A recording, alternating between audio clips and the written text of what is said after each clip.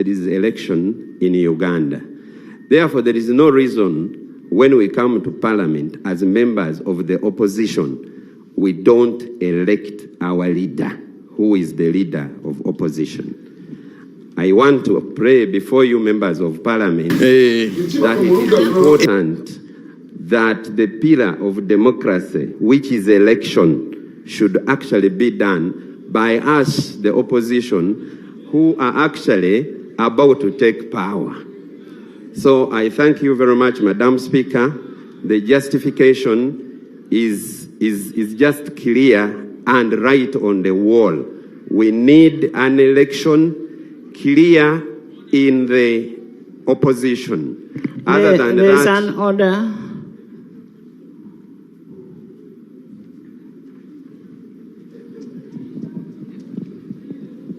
Madam Speaker, I feel very sad to put my very, very good friend, Honorable Lemu, on order.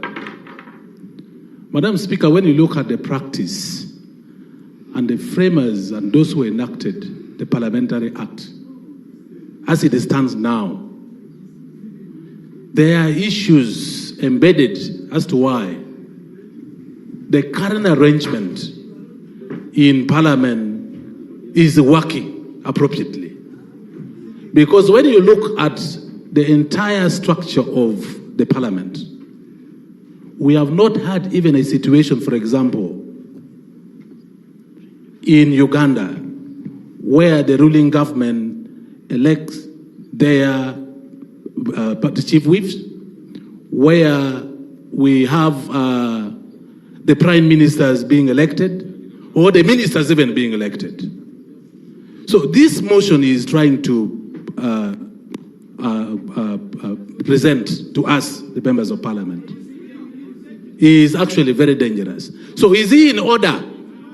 Is the mover of the motion in order to even seek leave to do the obvious, which is actually the best practice ever done in Uganda, done in East Africa, done elsewhere, to amend the Parliamentary Act? Is he in order?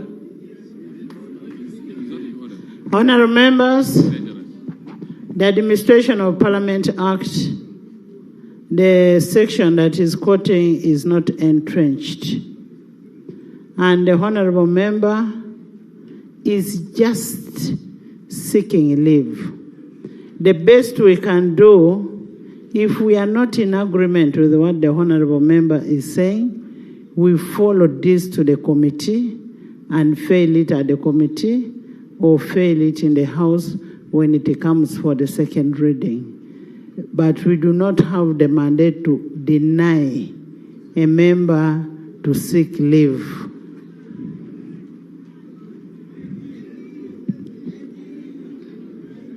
Attorney General, can we hear from the Attorney General? Attorney General.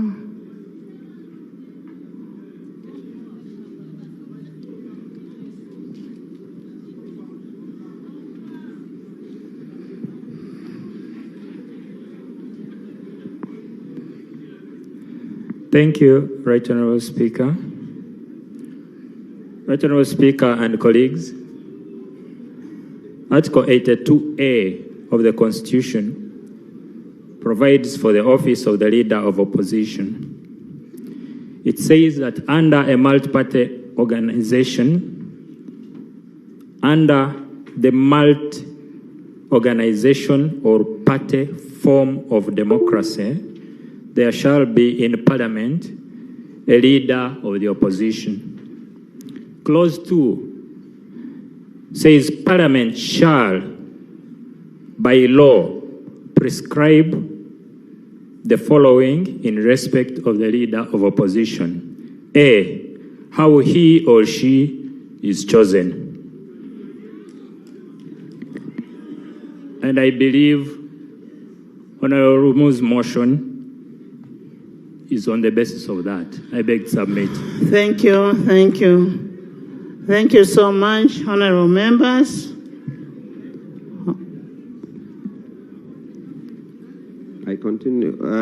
Thank you very much, Madam Speaker. I don't know what would be the problem if there is an election in opposition. There is no problem at all, and my brother would not be scared at this time. Now, defects in the existing legislation is what I want to talk about and stop there. Madam Speaker, in July 2005, Uganda transited from the movement political system to a multi-party political system through a national referenda. The adoption of the multi-party system of governance saw the amendment of the Constitution of the Republic of Uganda to create the office of the opposition in Parliament, and subsequently, in 2006, the amendment of the Administration of Parliament Act, Cap 272, to provide for the office of the Leader of the Opposition was enacted. Section 8 of the Administration of Parliament Act, Cap 272, provides for the election of the opposition, the leader of the opposition, by the party in opposition to the government, having the greatest numerical strength in Parliament. The rules also say, Madam Speaker, that other parties should be consulted. Madam Speaker, my party has never been consulted on that. Whenever there is a new or the other leader of opposition. Section 15 of the Administration of Parliament Act, Cap 272, provides for the appointment of the chief whip by the party in opposition to the government, having the greatest numerical strength in Parliament. This is another leader, Madam Speaker, who is very important on the opposition, who also is not elected. My argument and my prayer is that all those must be elected. I don't want to continue. I want to stop there. But I pray Thank that you. leave is granted. I thank you. Seconda.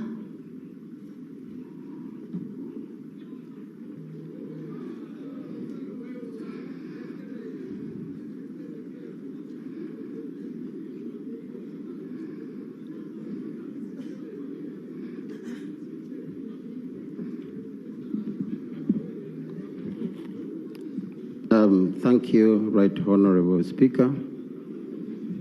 Honorable colleagues, for record, I am Salongo Kakembo Mikaili Mboa Tekamwa. I represent the people of Entebbe. Yes, Honorable Neka, lead procedure.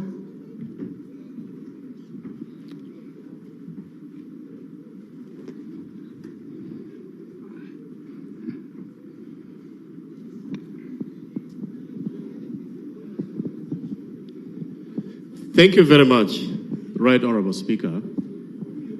Right Honorable Speaker,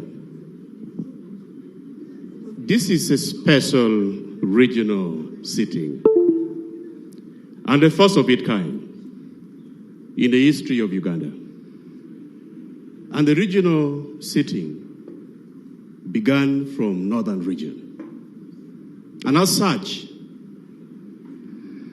Right Honorable Speaker, I would really request that it remain a special sitting for northern region. Right Honorable Speaker,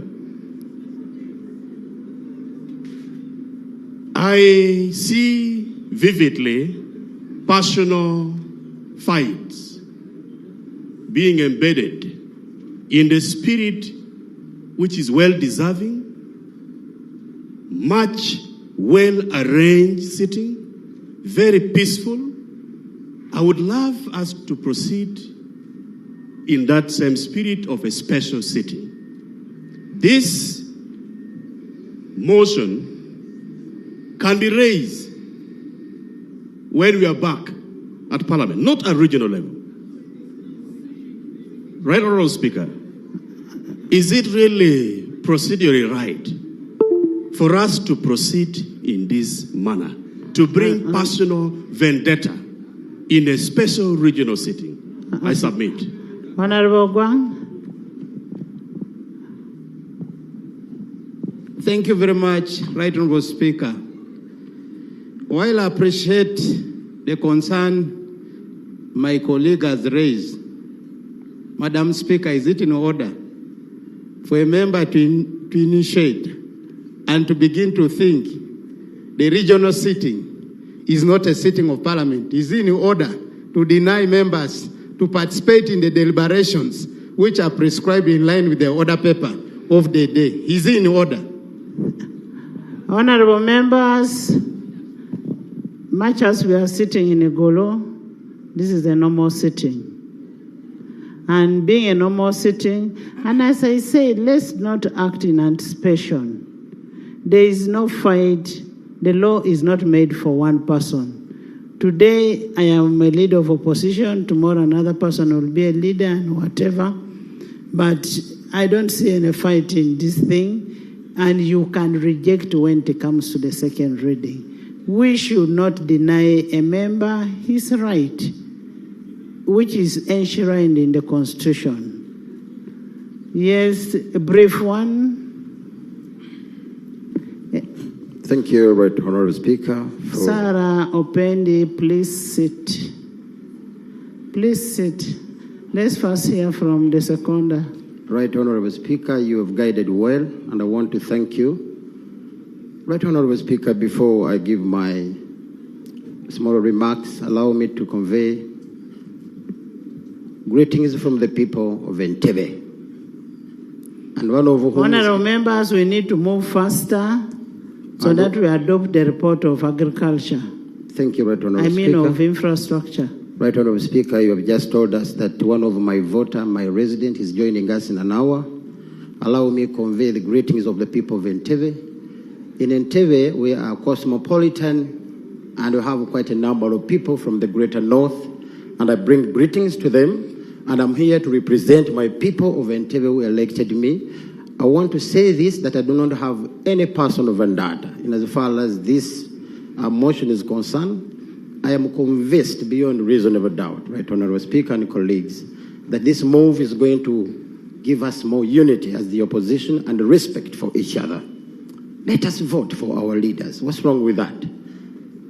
I am standing here to second this motion, Right Honorable Speaker, in good faith. It will help us. It will build us more, because unity of the opposition means strength of the opposition. Respect for each other means what?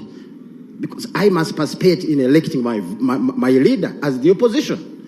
We have seen it many times in Parliament, where the leader of opposition thinks that all opposition belongs to his party. In this case, it used to be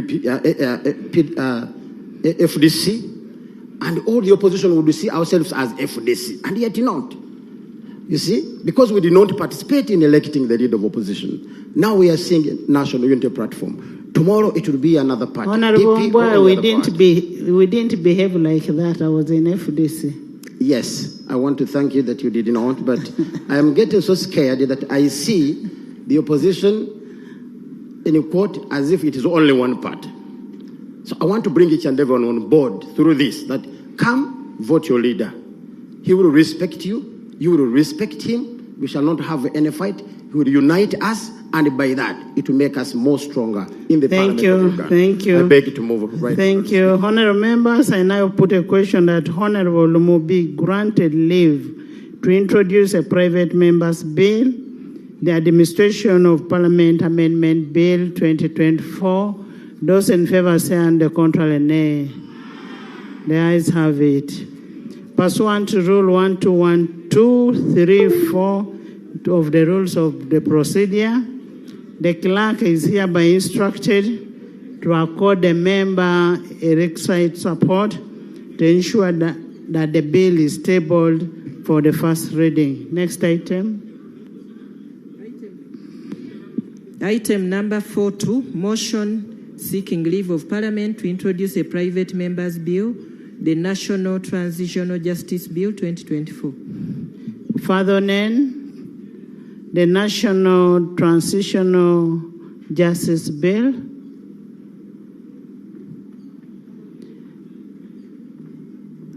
This is one of the bills that came as a petition from the people of Northern region, but I am also aware that the government also has the same bill. So Father Nen can be granted permission, and he works together with the government in processing the bill.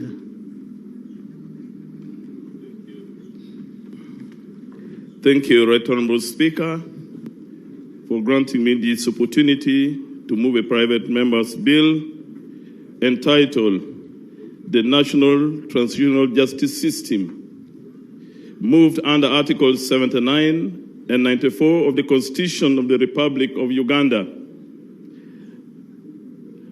and Rule 120 of the Rules of Procedure of Parliament. Whereas Article 79 of the Constitution of the Republic of Uganda empowers Parliament to make laws on any matter for the peace, order, development, and good governance of Uganda. And whereas Article 94 4B of the Constitution of the Republic of Uganda and Rule 121.1 of the Rules of Procedure of Parliament permit a member of Parliament to introduce a private member's bill. And whereas Objective 3 of the National Objectives and Directive Principles of State Policy of the Constitution of the Republic of Uganda enjoins all organs of state and people of Uganda to work towards the promotion of national unity, peace and stability, and the state to establish and nurture institutions and procedures for the resolution of conflicts fairly and peacefully.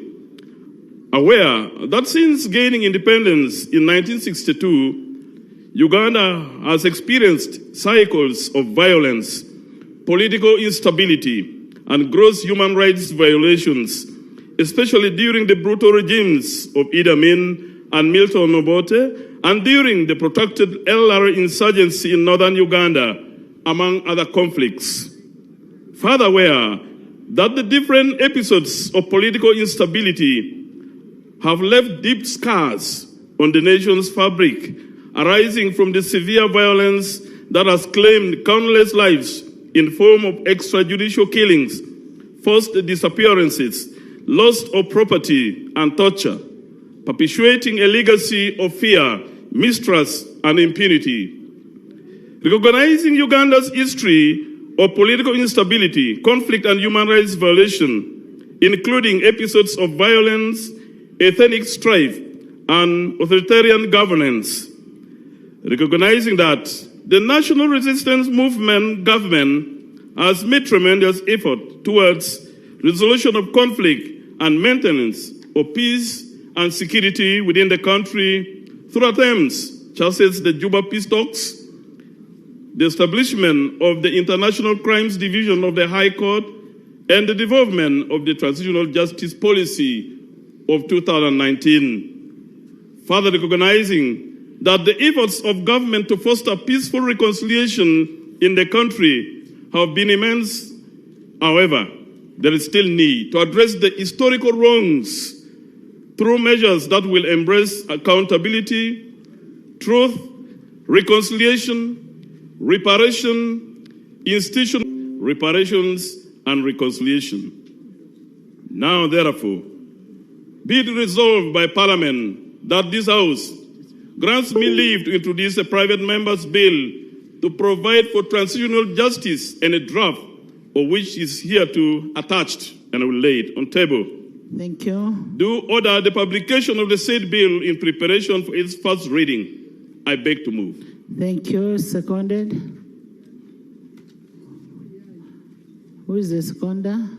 Minister of Northern Region, Honorable Chan, and Prime Minister Ivan Ntoroko Nakut, Gabriel Lagen, Tubo,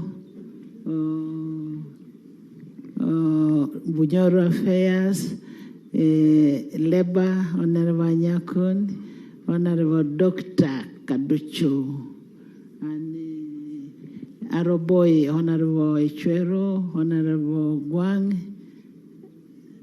The problem here, all of I have seen Jane there. I have seen Momba. I have seen. That's why it is good, Achia. That's why it is good to sit in our house, because you're not far. I've seen Honorable Baka. I've seen Honorable Court. Honorable Pipi. Is that Pipi? Pipi. I've seen Emmanuel Kelly. I've seen Noya. Yes, I've seen Noya. It is seconded. I've seen Alec, I've seen Tom Bright, I've seen Okirore, I've also seen Basil, and next to Basil, Dr. Boka. Yes, would you just file your bill? Thank you, Right Honorable Speaker. Enactment of a national transitional justice law represents a significant opportunity for Uganda to have an holistic approach to control a future grounded in justice, peace, and reconciliation. I therefore urge you and all the members of Parliament and ministers that we use our esteemed offices to advance this critical legislation. This law was badly needed yesterday, but better late than never. Since independence, as I stated in the motion, since 1962, our country has experienced cycles of violence and political instability and gross human rights violations, especially it mentioned during the regimes of Idi Amin and Milton Obote, and worst of it all, during the protracted LRA insurgency in northern Uganda, among other conflicts. So the different episodes of political instability have left deep scars and trauma on the nation. And there is a severe, and most of those who lost their lives actually have never been heard, and justice have never been given them. Right Honorable Speaker, a couple of weeks ago, the ICC convicted an LRA rebel commander, Dominic Ongwen.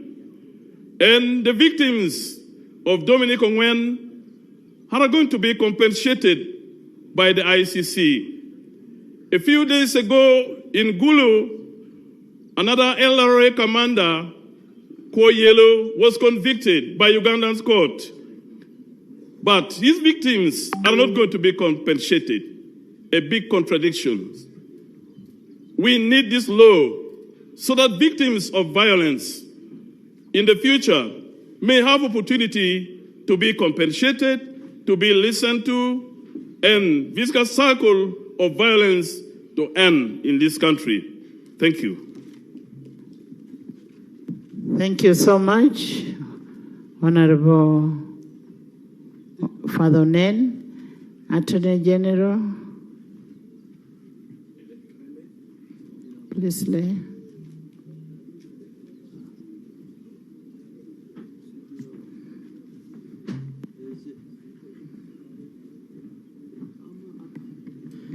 Thank you, Right Honorable Speaker, and thank you to my senior colleague, Father Nen. Right Honorable Speaker and colleagues, the Minister of Justice and Constitutional Affairs, together with the Ministry of Internal Affairs, have worked on the National Transitional Justice Bill. We have prepared the policy which we presented to Cabinet. We also prepared the principles of the bill. When the principles were presented to Cabinet, there were a few things we agreed to correct, and we returned them to the Ministry of Internal Affairs. And they have just been in touch with the Minister. I'm made to understand they will be ready in 3 weeks' time. Then they will be taken back to Cabinet for approval. Then we can come to Parliament. Right Honourable Speaker and colleagues, this means that ideally the bill should be in Parliament in the next 2 to 3 months. So the ideal thing to do, without necessarily objecting to Father Nen's proposal because it may be carrying very good issues, he could wait. Once we go to the committee, we can consider his proposals, and embed them with those of the executive and have one good law. Thank you. Honorable Buru.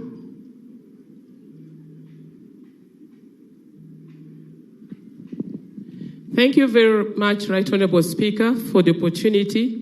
And I want to thank Father Onen. But, Right Honorable Speaker, if you so wish, you could allow Father Onen to further explain the gap in the current legal framework in as far as transitional justice is, because I am failing to comprehend, and I think many other people could be following suit, where there's a gap.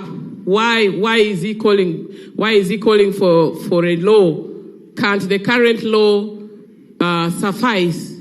Right Honorable Speaker, I beg that Father Onen explains to us what is it that is lacking in the current legal framework. I thank you. Honorable Vur, even cabinet wants, meaning that it is something that is wanted by both cabinet and Father Onen. So there wouldn't be need. The best we can do is to make sure that we attend the committee and understand what it is. Honorable Remigio.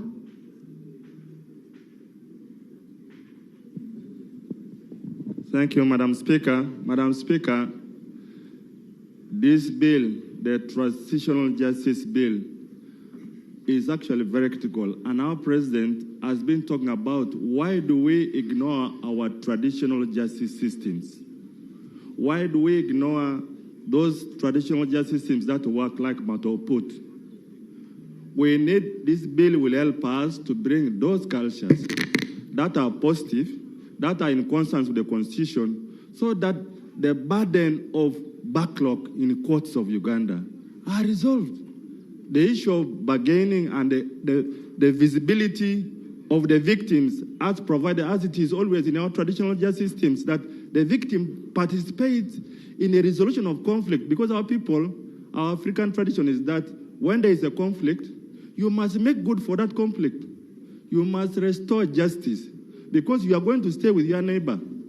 The foundation of this bill is on restorative justice. Thank you. In the case of Karamoja, this bill is long overdue, because in Karamoja, we are disposing thousands of cases in the villages without even the need of the courts. That's why some of the courts in Moroto are redundant. I need this bill, the people of Uganda need this bill, the people of Karamoja need this bill. I support it. Government, Attorney General, we could allow the private member to bring his bill and you take it over when yours is ready. Just like we did with the sports bill. The private member introduced, and when government was ready, it took over, but they worked together in the bill. Right, and you know, these private members help in checking executive. When they bring their bills, that's when now you also work very hard to bring yours. Right Honorable Speaker, I do appreciate. But however, the procedure is such that once the bill comes, it will go to the committee. And the committee then calls for input from all other interested parties, including the private member. So allowing a private member bring a bill which government is already processing is just double work, because he can present his views and the views of all other people before the committee. I have given timelines, Right Honorable Speaker, that within 3 months, if this bill is not presented, 3 months? Then, yes, Right Honorable Speaker. I said the principles will be ready within 3 weeks, and that within 3 months, we should already be in Parliament, because we have to prepare the bill, bring it for first reading, and then appear before the committee. If we do not do that within 3 months, Right Honorable Speaker, the private member can be allowed to proceed. I beg to submit. Nakut.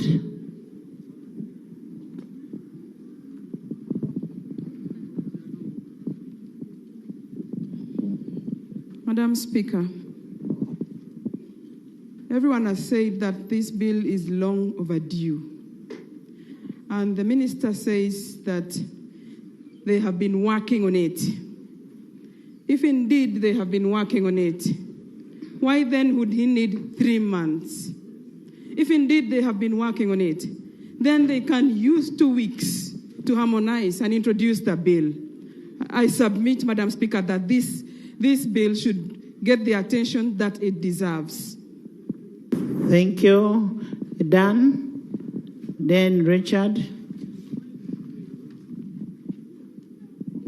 Thank you very much, Right Honourable Speaker. Right Honourable Speaker and colleagues, while I hear the plea of my senior, the Honourable Minister, this matter ought to have happened on average 10 years back for this law to have come up. And now that he gives us 3 months, and he has a volunteer who can do it in 1 month, I would beg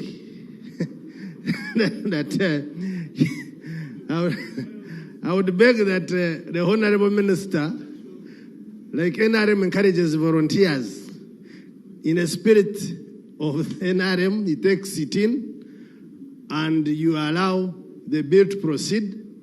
We shall be with him in Parliament, where he wants to have the input. We shall all listen and wait for his input. But, Right Honourable Speaker, I would beg that the Minister concedes to allowing that the bill continues. Thank you very much. Thank you. Richard? Thank you, Right Honourable Speaker. Honourable Speaker and colleagues, I stand here to support my colleague, Honourable Nen. Madam Speaker, issues of transitional justice affect all of us.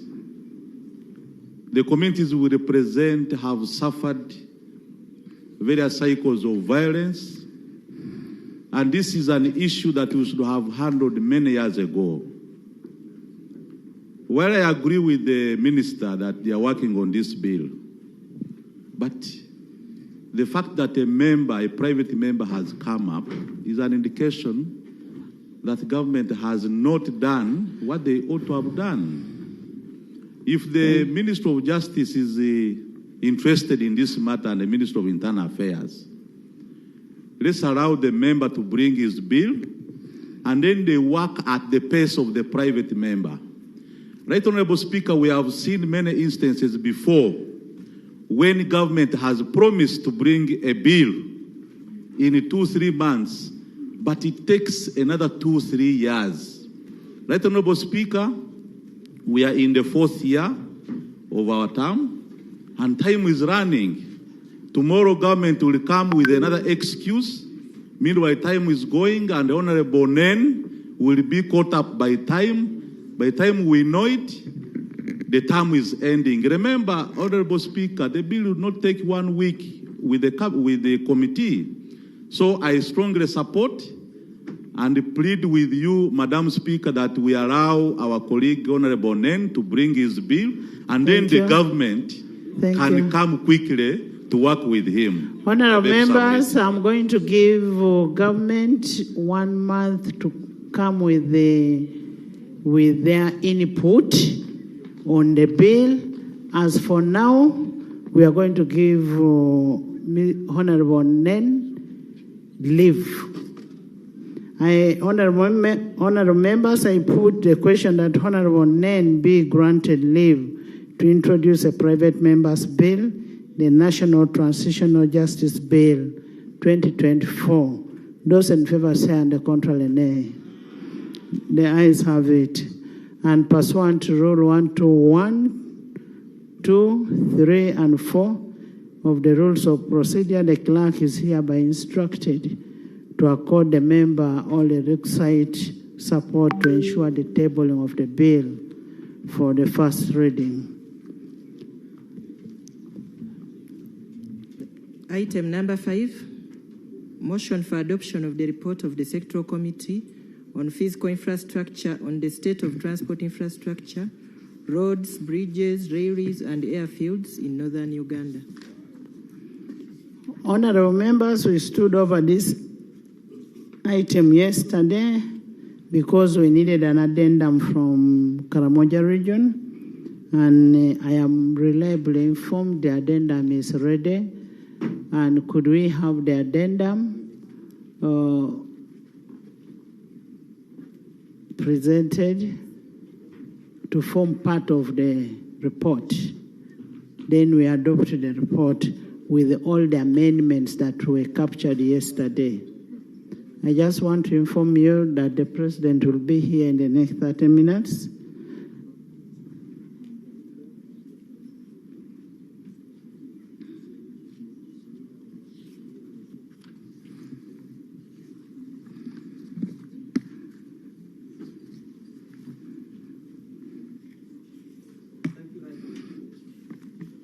Thank you, Right Honorable Speaker.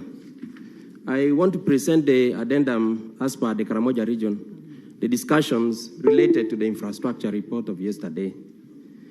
Karamoja region identified key roads that need to be included in the report as follows: Moroto Kotido Kabong Karenga Road, Soroti Amuria Abim Kotido Road, Nakapiriprit Amudat Alakas Road, that is rejoining to Kenya, Lokitanyela Loro Amodat Karita Road, Napak Kapelibiong, opening the region to Teso, the rehabilitation of Moroto Soroti Road, Moroto Nakiloro Nakabata Road, opening the region to Kenya, Kotido Loyoro Kabong, Kabong Timu Loitanit, opening the region again to Kenya, Kabong Timu, no Kalapata Nawountos, Kalapata Pire, Karenga Bira, opening the region to South Sudan, Abim Napak via Turtuko, is an internal road but very important, Kotido Abim Otuke Alebtong Lira. The region also considered the security and trade roads as very important, namely Kotido Agago, Kotido Karenga, Kotido Nakitongo, that is opening the eastern part of Kenya, Morunyang Majimoto, again the eastern part of Kenya, Nabilatu Katakwi, which is the Magoro Road, Kabong Karenga, Kabong Kitgum via Lolelia, Lopelepel, Lokwakipi Narengenya, that is a ring road around the mountain, Namalu Nabilatuk Lokapel, Lotome Koridai Nabual Magoro, that is to the Teso side, Amudat Komerimeri, Lokwanamur Amuria, Alerek Okemer Road, Speaker, sir, the prayers of the petitioners included, among others, that Parliament should establish a commission of inquiry to thoroughly investigate the compensation issues around the Karuma hydropower project. Two, that the government should adhere to the guidelines for compensation assessment under the land acquisition that has been claiming many framework. cars. Number three, that government should urgently construct houses for the displaced household. And four, that the Minister of Energy and Mineral Development should establish a grievance handling committee. In response to the prayers of the petition, the committee therefore set out the following objectives to look into the matters raised in the petition. One, that wanted to determine whether the natural resources and the Environment and Natural Resources Committee has the capacity and competence to look into the matter since the petitions had prayed for a commission of inquiry. Two, to assess whether there was fair, adequate, and prompt compensation of the PAPs.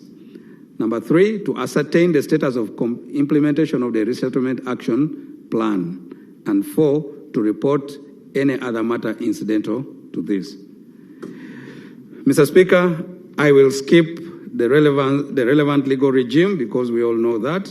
I will also skip the methodology. I'll just go straight to the committee findings. Mr. Speaker, sir, under 5.1, the land and number of people affected by the project. The total area affected by the project, that is the Karuma Hydropower Project generation site, is 462.52 hectares.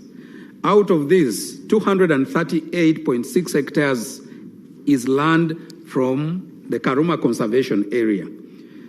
192.7 hectares is private land belonging to the project-affected persons, while 34.17 hectares belongs to NORPAC. The land belonging to the project-affected persons is in Karuma and Awo villages in Mutunda sub-county in Kriandongo district, and Akiridia and Nora villages in Kamdini sub-county in Oyam district. Mr. Speaker, the total number of affected households was stated at 414, out of which 280 are landowners and 134 are tenants. The total population of the affected households is 3,735, comprising 50.04% male against 49.96 female.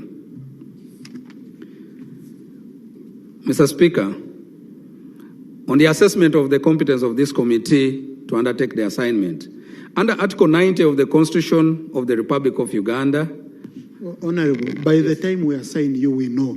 Thank you. Thank you, Mr. Speaker. Much obliged. Evaluation of the status of PUBs, outstanding compensations. Mr. Speaker, let me skip.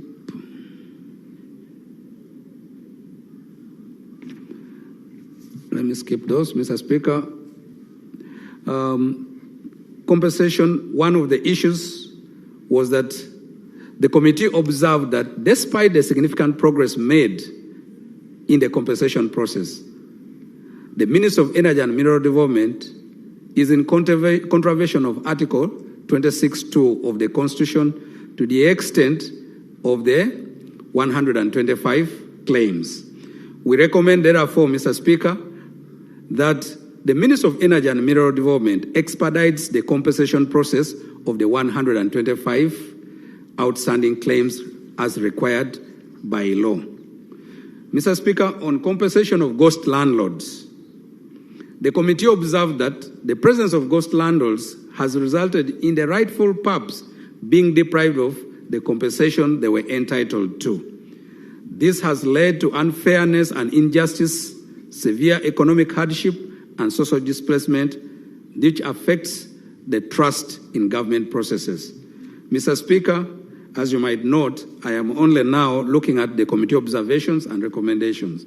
Therefore, the committee recommends that the Minister of Energy and Mineral Development should collaborate with the relevant authorities such as Minister of Lands, Housing and Urban Development, especially the Office of the Chief Government Valuer and the Office of the Auditor General, to conduct a thorough investigation on the issue of ghost landlords. They should take immediate legal action against those found to have fraudulently undertaken activities of claiming for compensation and yet they are not entitled to. And this should be reported back by the Ministry to Parliament by the 30th November 2024 on the actions taken. Mr. Speaker, that the Minister of Energy and Mineral Development should also ensure that the rightful landowners should be duly compensated to the full. Mr. Speaker, I would like to go to the status of compensation. The committee established that the total outstanding claims for physical resettlement are 119, and the proposed budget for implementation of the RAP is 28 billion 31,079,000, out of which 4,265,000,000 279,694 is for compensation, including the statutory disturbance allowance of 15%. The committee observed that the assessed compensation value of 4.2 billion aligns with the figures approved by the Chief Government Valuer in his report. Mr. Speaker, there is a table there that I'm sure colleagues have seen, and in the interest of time, I request to draw your attention to look back into it. Therefore, our observations that although the evaluation report budgeted for 4.2 billion, to settle the assessed compensation for land, buildings, and crops, and the statutory disturbance allowance of 50%, this value overshot by 2.55 billion, which is more than a half of the value that was initially budgeted for. 2, the completion of implementation of the RAP has delayed by 12 years. Nonetheless, the disturbance allowance was revised from 15% to 30% because the PAPs had been given less than 6 months to vacate their land. According to the value for money report on compensation of the project affected persons under Karuma, it was noted that the significant increment in the valuation amounts for Karuma was due to change of the disturbance allowance payable from 15 to 30%, resulting to an increment of 0.56 billion. In addition, 1.26 billion resulted from the supplementary evaluations of 505 claims relating to missed persons or properties and the re-evaluation of values rejected in the initial report. Such a significant number of fresh claims, amounting to 44% of the total of the initial valuation, to the market gaps in, I beg your pardon, such a significant number of fresh claims following the total valuation points to gaps in the work done by the consultant and inadequate supervision by the Minister of Energy and Mineral Development.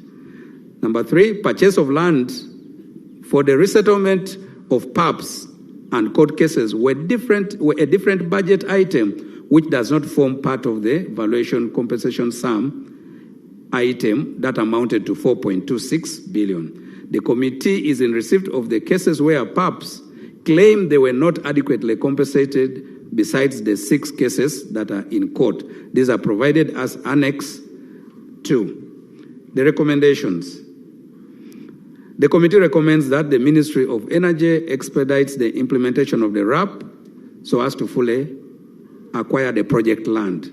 2, that the Ministry of Energy and Mineral Development and UETCL should ensure that supervision of consultants during the evaluation process is done in order to detect and avoid errors and omissions. And the Ministry of Energy and Mineral Development should investigate and take appropriate action to address the grievances of all persons that were not adequately compensated, as per the attached list, which is Annex 2, and report back to Parliament not later than 30th of November 2024.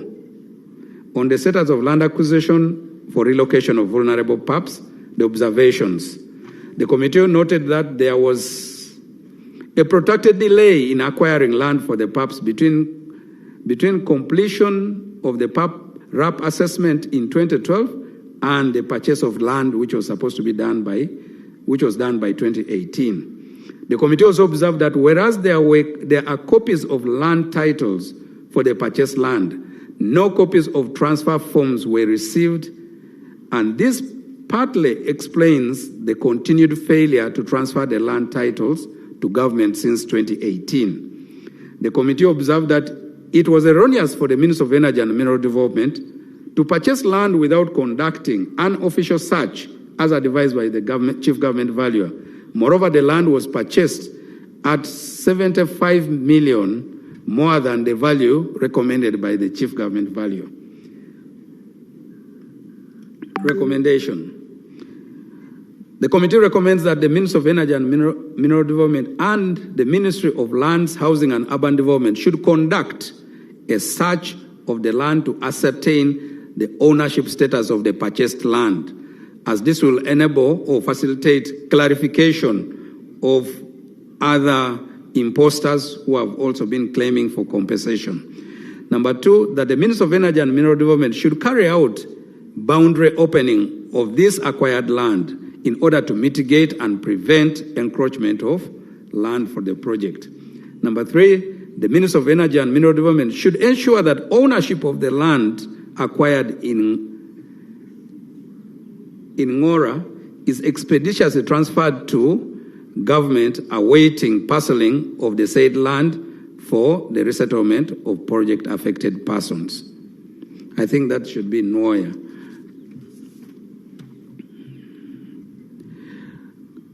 On status of resettlement of the PAPs, the committee observed that although Karuma Hydropower Project is nearing completion with 99% progress and an official commissioning date set for 25th September 2024, all vulnerable PAPs, 119 households, have still not been relocated despite the comments made in the Resettlement Action Plan over a decade ago. Further, the committee noted that the delays in the resettlement might increase the likelihood of new claimants emerging. The recommendations, therefore, is that Minister of Energy and Mineral Development should expedite the construction of houses for the vulnerable PAPs and should aid their relocation. The two, an ad hoc joint assessment committee composed of Minister of Energy and Mineral Development staff, the local leadership, and the PAPs themselves, representatives of the PAPs themselves, should be formed to periodically assess progress at the resettlement site. Their terms of reference and timelines for execution of the construction of the houses should be developed and agreed upon by all the parties, and that the Minister of Energy and Mineral Development, together with Minister of Lands, Housing and Urban Development, should fast track the transfer of land titles to the government of Uganda for the